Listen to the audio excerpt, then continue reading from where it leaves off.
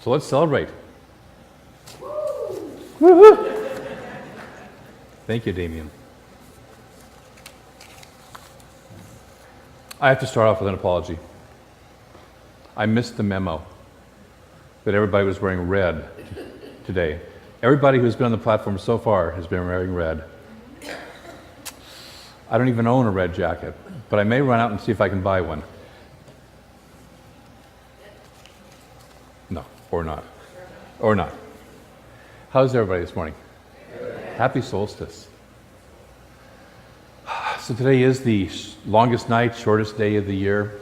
We've been celebrating this month festivals of light and looking at the festivals of light. We looked at Bodhi Day, the first week of December, which was on the Monday, the 8th of December, the enlightenment of the Buddha, and looked at that story for what it meant to us, what it carried for us as lessons, as archetypes. Last week we looked at the Hanukkah story and what archetypes that carried and meant for us. And so today we're going to look at the solstice itself, because the solstice is the oldest celebration of light on the planet. Long before Jesus, long before the Maccabees, long before any of that stuff, people have been, as the reading said, ever since they were looking up in the sky and realizing and watching the ebb and the flow of light and day, of light and dark, have been honoring this period of time where it looks like it's the darkest, to remind ourselves that yet the light is on its way back. What a powerful thing to remember. And so most of the time I've been talking about the light these last couple of weeks. But today, we're going to talk about the dark. The very first chapter of Genesis, the very first thing that God creates is light. God says, let there be light. What was there before that? Darkness, nothingness, which is the primal nature of the divine. It's not something to be afraid of. It's the primal nature of the divine. So my talk today is don't be afraid of the dark. Don't be afraid of the dark. A couple of you who were with our solstice ceremony on Thursday heard the warm-up for this talk, but that was just a warm-up. So we go through this dark time of the year. We go through this fall and winter where the sun seems to be declining and going away. And it resonates with some of us, our lives. Anybody besides me ever been through a dark period in their life? Some of you are in that perhaps right now, I know. And we can be afraid of the dark. We can try and overcompensate for the dark.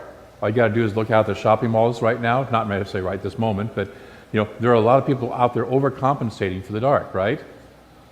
And we can try and avoid it. That's the people who are sitting there going bah humbug and hiding in their houses, and I'm not going to celebrate Christmas. I don't want any part of this. And then we can also medicate. You hit any bar, you find medicators. Yes? Okay, thank you. Somebody, whew, come on. Are you awake this morning? Is it too dark? Do we have to wait till there's more light going? So we don't want to be afraid of the dark. Our culture doesn't like darkness. We're a culture that loves summertime, summertime, right? We love that light. We live for it, especially here in California, right? This is all about sun. The other day I was whining about the darkness on my Facebook page just a little bit. I don't whine much, but once in a while I do. And all my Seattle friends were sitting there going, what's the matter? Do you have 2 days of darkness down there? 2 days of rain? Did you forget your Seattle roots? I got no compassion. I got no sympathy whatsoever. So we tend to be a culture that likes sun, and we as religious scientists tend to be a happy, joy, is the shallow version of our teaching, right? People come into it, and I've known people who won't even come. If they're having a bad time in their life, they won't even show up at a religious science church because, somebody will confront them, well, what in your consciousness created that? Or something like that, Fortunately, we've mostly gotten away from that. We've learned a little bit of compassion. But walking the spiritual path brings up darkness. Have you noticed? It brings up darkness. It's the dirty little secret, if you will, about the spiritual path. We teach change your thinking, change your life, and it sounds so good and so easy. But if we watch the seasons, if we watch the way that it works, Starting tomorrow, it starts, or the next day, I think it actually is, it starts getting lighter. Does that mean summer's back right away? No. It actually gets into being the coldest months of the year because there's a process that takes place. I love the reading. We don't get enlightenment instantly because it would blind us. We'll talk about that a little bit later. It comes gradually. And oftentimes we have to stick with and work our way through the darkness that we have created or has been created around us in our lives for the process of moving into the light. And so that's the process we have to walk through on the spiritual path. And if we are afraid of the dark, we tend to avoid it. We tend to not do anything with it. So there's three purposes, there's three things about our darkness we should be aware of. Before I talk about that, darkness is this rich and deep time. I think about the darkness, and we say, it's like, well, if we're going through a dark time, what in your conscience created that? So does the earth have a thinking problem that it goes through darkness? Consciousness problem? Jesus went through some dark times. Buddha went through some dark times. Did they have a consciousness problem? No, it's just part of the natural ebb and flow. It's just part of the natural process of coming to the light. We also go through the dark. So there's three reasons that we might be going through the dark. Number one, we might be going through a gestation period in our life, a period where something is trying to grow. See, right now, as we talked about earlier, the roots in the plants are heading down towards the warmth of the earth. They're deepening in that process, and the power of that is that later on they will begin to fruit and bloom and grow more powerfully than before. They couldn't grow and expand into greater than they were last season without putting their roots down deeper right now. And so we oftentimes have a gestation period happening. We oftentimes have something trying to grow within our lives. And we like it. We wish it would be just this nice, easy, clean process. But creation is messy. The quote that's in today's reading that is from Joseph Campbell. And he says, when we talk about settling the world's problems, we're barking up the wrong tree. The world is perfect. It's a mess. It has always been a mess. We're not going to change it. Our job is to straighten out our own lives. Isn't that great? If you know any creative types, if you've ever been a creative type, you know that the creative process is messy.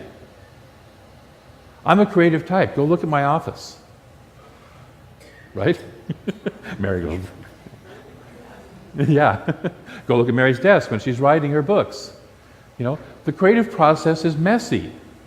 We were talking about this in Practitioner 1 class, the other day, that on the top, we have the teaching symbol with the three layers in it. And on the top is the ideal, the ideal, the seed, if you will. And then there's the soil in the middle, the process. And that's where the mess is. And it gets all messy in the process of doing it. Ernest Holmes refers to it as the willy-nilly process. And so, do we want to play in that? Are we willing to go into that? It doesn't look as neat and proper as we'd like it to be. And so we plant a seed. I want a better job. And all of a sudden something goes wrong with my current job. I always loved that in foundations when I was a teaching assistant, when I was a practitioner up in Seattle. It's like, we'd watch people stand up and in the first couple of weeks they'd say, I want a new job. And about week 4 or 5 they come back and go, I got fired from my job. And they're in tragedy, and we, the practitioners, are sitting in the back going, yay, that's wonderful, that's good, that's the first step. But we have to go through that darkness. We want a new relationship or a better relationship than we already have, and the relationship that we have shifts. And oftentimes when it shifts, it gets uncomfortable because all of a sudden I can't rely on that person over there to react exactly the same way they've reacted always before. And they can't react or depend on me to do the same thing. And all of a sudden things start to shift. And if our ego wants to stay attached to that, it throws us into darkness. We say we want better health, and all of a sudden we get sick, and we get a diagnosis, and suddenly it's like we get the universal 2x4 that says, you really do need to deal with your health, not just, that's a nice wish, but you really need to deal with it. And we go through darkness. It takes a while. Right now we plant seeds for the spring. We plant things like tulip bulbs for the spring. I can't make a tulip bulb grow next week just by planting it this week. It's not going to show up until, I don't know what it does around here, but where I'm from, up in Washington, if you plant them in November, they won't show up until February, March, or April, right? Okay? And there's nothing that, in the natural process you can do to speed that up. It takes that much time. And so it takes the time for our thoughts oftentimes and what we plant in consciousness to show up. But we have to sit in that darkness. We have to be willing to let the gestation process work with us and work with that which is within us and say yes to it. And it's messy. And so the question that we get to deal with is, am I willing to stay in that gestation period? Am I willing to stay in the messiness of the process long enough to let what wants to be birthed through me to come out? And so I'll ask you that question. Are you willing to? And it's not always pretty. And it doesn't always look like society wants us to look or like we want it to look. Sometimes we show up wearing blue on a red day, Sometimes it's even worse.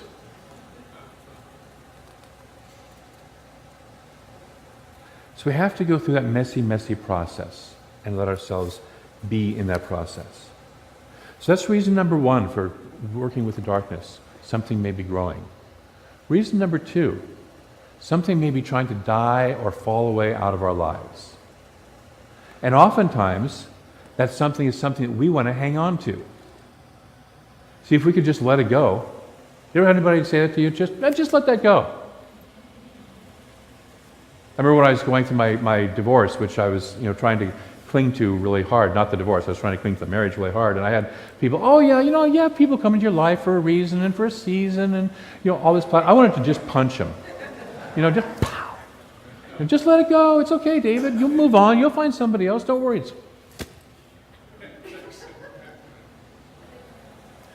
The truth is we can't have spring without winter or fall.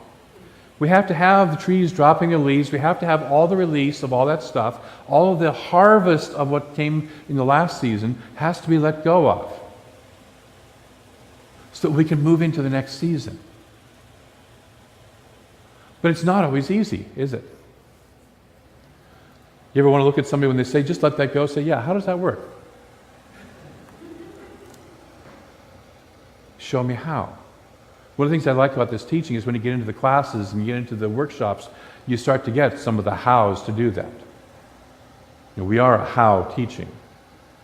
Sunday mornings I just inspire. In the classes we start to teach the hows. So that's why you want to show up for the classes and the workshops. But how do we do that? And so our ego's sense of self is dying. Which, by the way, can be a good thing. Because, as Mary talked about, it's like, I thought I knew my purpose, but I didn't dream big enough. I could say that about all of us. Because guess what? We're all the infinite presence of God. And so whatever we're dreaming isn't big enough. That wasn't any personal, cut. That was just, it's the same for me. It's the same for all of us. How big can we dream? And so in order to dream that big, we have to be like the snake that sheds its skin or the crab that sheds its shell and allow ourselves to grow into more than we are. But the problem and the challenge and the fear is that when the snake sheds its skin and the crab sheds its shell or any of those little things that lose their shells, you're vulnerable, you're soft, you're tender, you can be eaten. Or it feels that way. And so again, the ego wants to say, no, I want to stay in protection. I want to keep things just the way they are. I want them to change out there, but I want to just stay the same as I am, please. Change their thinking, change my life.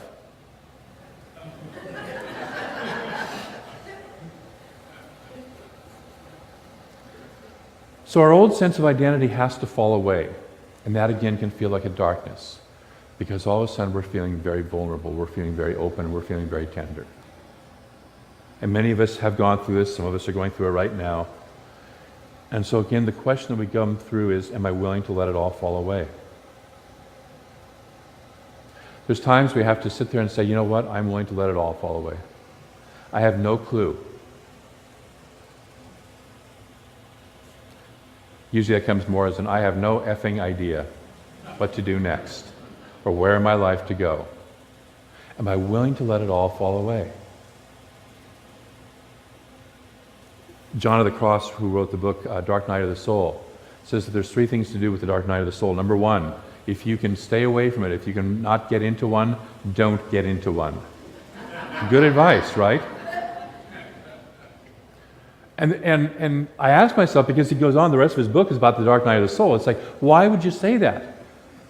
You say that because you want to know that if you're in that, you've done everything you can to avoid it, because the true dark night of the soul brings you to the point where there's nothing left for you to do. All that you know how to do no longer works.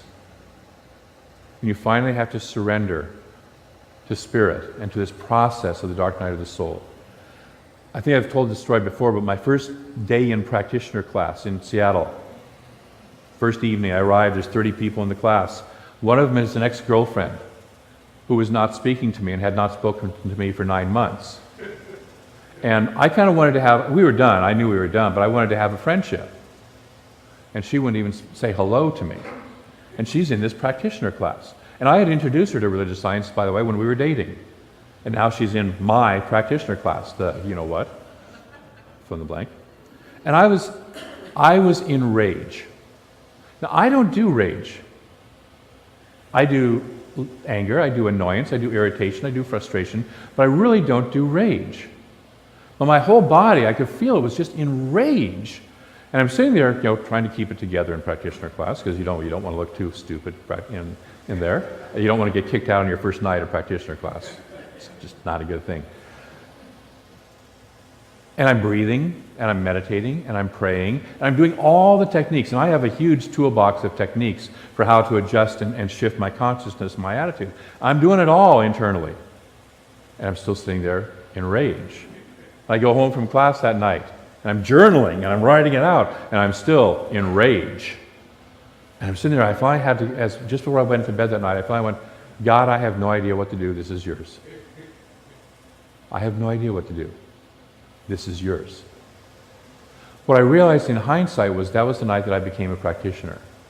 Because that's what a practitioner does. And a practitioner isn't necessarily just a licensed practitioner. Each of us can be a practitioner by practicing with the spiritual principles. Okay? When we start to say, God, I have no idea what to do, that's when we're willing to enter the dark night of the soul. Now, I'd like to say that the next week everything was hunky-dory. It wasn't. She didn't speak to me for most of the rest of the class. But I gradually moved out of the rage and could gradually be present in the class. And stuff gradually started to shift. Am I willing to enter into the dark night of the soul? By the way, the other two things he says is, once you're in, surrender to it. Just surrender to the process.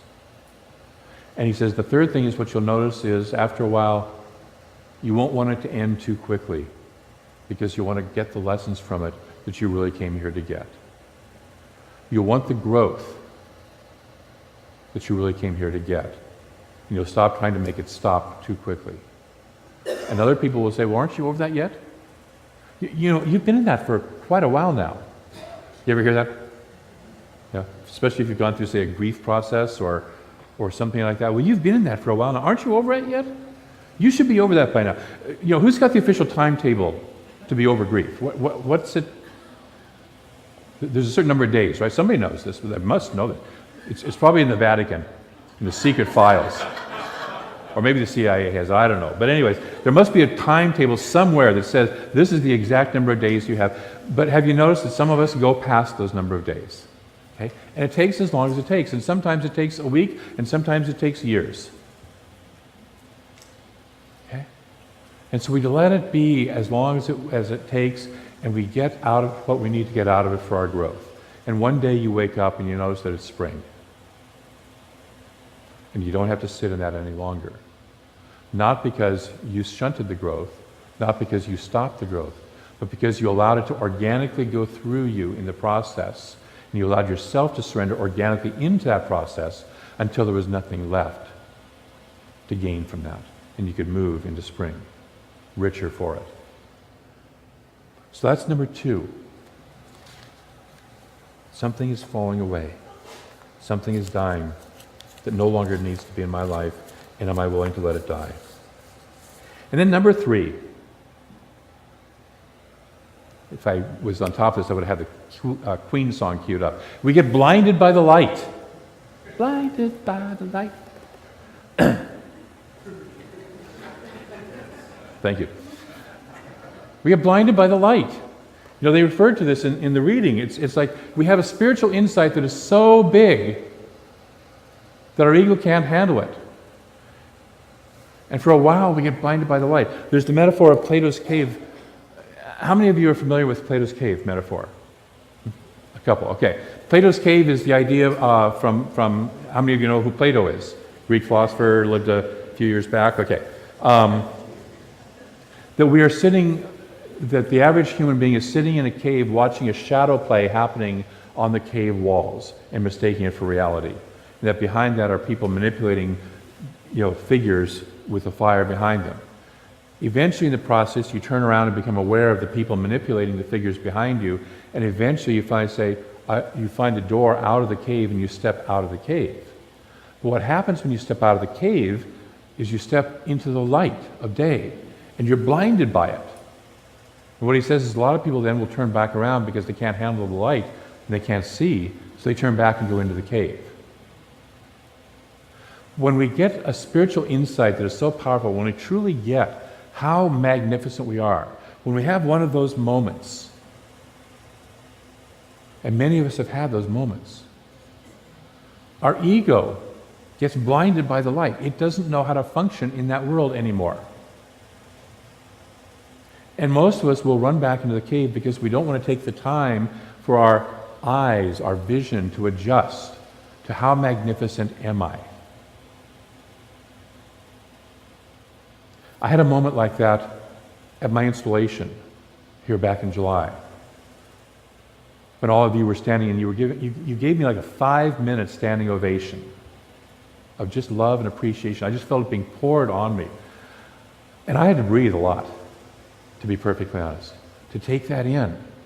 It was so intense. I had not experienced that before. I remember my daughter was sitting right over here, and she's kind of like, she was applauding with us, but she was like going, and afterwards she said, Dad, they really love you here, And it was so over the top that it took me a while to just breathe it in and to get it. And for a while, my eyes were blinded, and still, sometimes I forget about it. And so to get that, and we get that sometimes. We fall in love with somebody who just loves us for us. What a concept, right? Somebody would just love you for being you. And most of us think they'll love us if we, whatever that list is over here. And then somebody comes along, they just love it for just being you. We get blinded by it because our ego doesn't know what to do with that. And so we find that the ego is temporarily blinded by this. When I affirm my true nature long enough, when I sit in the spiritual practice, when I sit in the spiritual teaching long enough, eventually that small self of me goes blind. It doesn't know how to function anymore. It can no longer give those arguments, but I'm this, I'm just that, I'm just this limited little person. And pretty soon we start to say, you know what? No, that's not the truth of me. And the ego goes blind. And so we temporarily live in a darkness because the ego is living in the darkness. It can't contain that much light. It doesn't know how to do it. It doesn't know how to function with it. The Jewish mystical texts known as the Kabbalah or the Kabbalah talk about that the earth is a sphere, and there are many spheres, but the earth was a sphere that was filled with so much light that it actually exploded and shattered. And that we are here to put that sphere back together with our own individual light and our own individual love. I remember one time I talked to my previous congregation about that, and I said, are you willing to let spirit shatter your life with so much light that your life is just shattered? And they were all kind of like, no. But I suspect some of you would say yes to that. And the process when that happens is the ego starts to go blind because it doesn't know how to function in the world anymore. We take our mystical vision and we have to adjust who I am and who I think I am. We start to realize I'm greater than I ever thought of. I'm greater than I ever thought I was. Can I share, Matt, what you shared with me at the start of this about your son? So Matt's son was recently in an accident, was hit by a train. And lived to tell about it, which is a good thing. But they first thought his whole face was going to need to be reconstructed. And so we put out a prayer request, not just to the prayers of the ministers and practitioners, but Matt asked we put it out to the whole congregation. And by the time he got down there a couple of days later, or by the time they looked at him a couple of days later, he said, well, his nose is broken and cheekbones have some fractures, but just need to reset the nose and everything else will heal up fine. No total facial reconstruction necessary. I watch prayer heal stuff that is medically impossible to heal, or do things that the medical people say can't be done. Bones that were broken one week are no longer broken the next week. Okay? And when we start to get how magnificent we are and how powerful our consciousness is, our ego starts to go and doesn't know how to function. And so that's the blinded by the light. Are we willing to walk through that? Am I willing to let my small idea, in a way, fall away? Am I willing to walk through the ego blindness to see my true nature? Are you willing? Yeah, to walk through that ego blindness, to truly see your true nature. Paul described it as we now see through a glass darkly, but once we have that insight, once we allow ourselves, we see through the glass clearly. It's the same thing. Are we willing to do that? So don't be afraid of the dark. Howard Thurman, great minister and writer, says when we're walking through a dark time, we need to walk by remembered radiance. When we walk through the darkness of winter, remember the light of the sun. When we walk through a dark time in our lives, we walk with the remembered radiance of that light that is always present within us. And we know that that light's nature is to always continue to express and expand. And even though it appears dark at the moment, it will always expand what it does. And we have this beautiful example in nature known as the solstice to remind us of that, to spiritually bring us back to that point. And so this week, I'm going to invite you to do 3 things. And the overall first thing I'm going to invite you to do is not be afraid of the dark. Don't be afraid of the dark. So number 1, ask myself, and I know this is a busy week. I know there's something coming up on Wednesday or Thursday, right? Yeah, Thursday. Well, Wednesday night here, and then Thursday, I think, in the old, yeah. Huh? Wear red. Okay, yeah. It's one of those red things. But take some time out during that and ask yourself, what is growing within me? What is it that's growing within me at this point? And am I willing to let it grow? Am I willing to let it grow? Because the Spirit is growing within me, if that power of that light is growing within me, am I willing to let it grow? Secondly, what is falling away? What is it that's falling away out of my life right now? All of us are going through a period of our lives where something is falling away. We'd like to say that everything's all nice and orderly. The truth is that all of us are, part of our life is in beautiful, bright summertime right now, and part of it's kind of in fall, and some of it's just blossoming to spring, and some of it's in the dead of winter, right? Do we all have stuff like that going on in our lives? Yeah. If you're alive and functioning, you got some of that going on somewhere in your life. So what is it that's falling away? What is it that's dying in my life, and am I willing to let it fall away to make room for the new? Am I willing to let it go? And finally, number 3, am I willing to see my radiant magnificence? Are you willing to see your radiant magnificence? This is the hardest sometimes for any of us.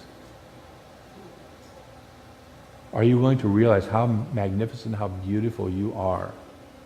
Not because of what you do or anything else, but who you are.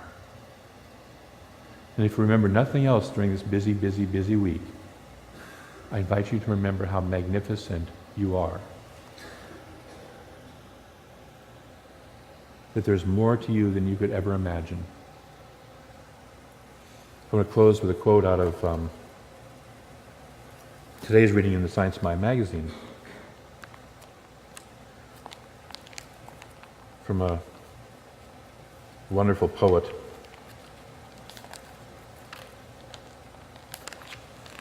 somewhere in here. William Edelin.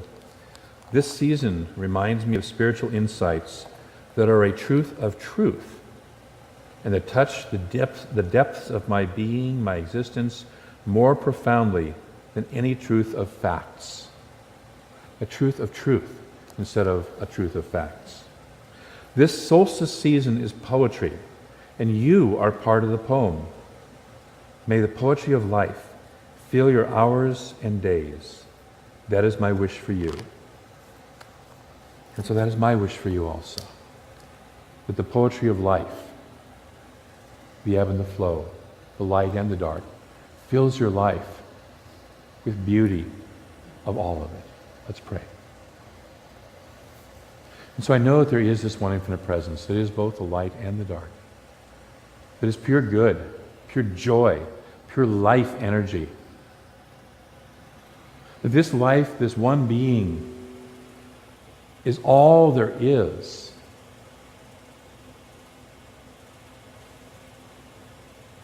Whole, perfect, and complete, exactly as it is in this moment. And because it is all there is, that each of us is one of that right here and right now. And so we ourselves, therefore, must be whole, perfect, and complete, exactly as we are this moment. And so I speak my word that we allow the darkness of life to help us to see clearly, just as the night allows us to see the beauty of the stars that we can never see during the daytime. We see clearly the beauty and the proportion and the perspective of who we truly are. Magnificent beings in a magnificent cosmos, far beyond our imagination. That we're no longer afraid of the dark, because the dark simply allows us to see the truth of the light of who we are and appreciate that light of who we are. And so in gratitude for the beauty, for the insight, for the wisdom, for the love and the joy that comes out of that process of us being willing to see who we are and who each other is, I am grateful. And I call this time perfect and good, and each of us perfect and good, knowing that wherever we are in our lives, it is perfect, right this second. And together we say, and so it is. Bless you. Happy solstice.